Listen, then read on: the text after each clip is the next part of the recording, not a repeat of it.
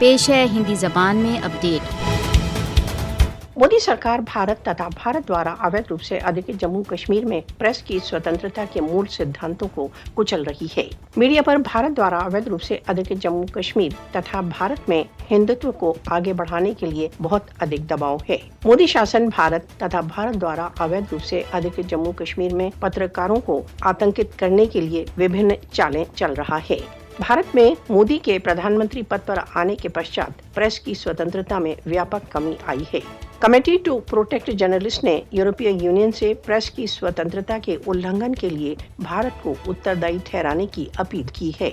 यूरोपीय यूनियन को पत्रकारों तथा मीडिया संगठनों पर क्रूर आक्रमणों के लिए भारत की भर्त्सना करना चाहिए। स्वतंत्र वॉचडॉग संगठन CPJ भारत तथा भारत द्वारा अवैध रूप से अधिकृत जम्मू कश्मीर में पत्रकारों को केवल अपना काम करने पर धमकियां दी जाती हैं तथा टॉर्चर किया जाता है।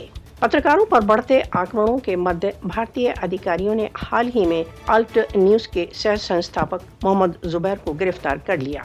भारत तथा भारत द्वारा अवैध रूप से अधिकृत जम्मू कश्मीर में मोदी सरकार द्वारा प्रेस को दबाने के लिए FIR, धमकाने वाली पूछताछ तथा अनुचित नजरबंदियों के हथकंडों को प्रयोग किया जाता है। पत्रकारों को 5 अगस्त 2019 के पश्चात से अधिकरण अधिकारियों द्वारा छापों में वृद्धि के समाचार दिए हैं। पत्रकार भारत द्वारा अवैध रूप से अधिकृत जम्मू कश्मीर में निरंतर बहुत अधिक दबाव में काम कर रहे हैं। सन 2021 में भारत में 6 पत्रकारों की हत्या की गई, 108 पर आक्रमण तथा 13 मीडिया हाउसेस अथवा दैनिकों को टारगेट किया गया।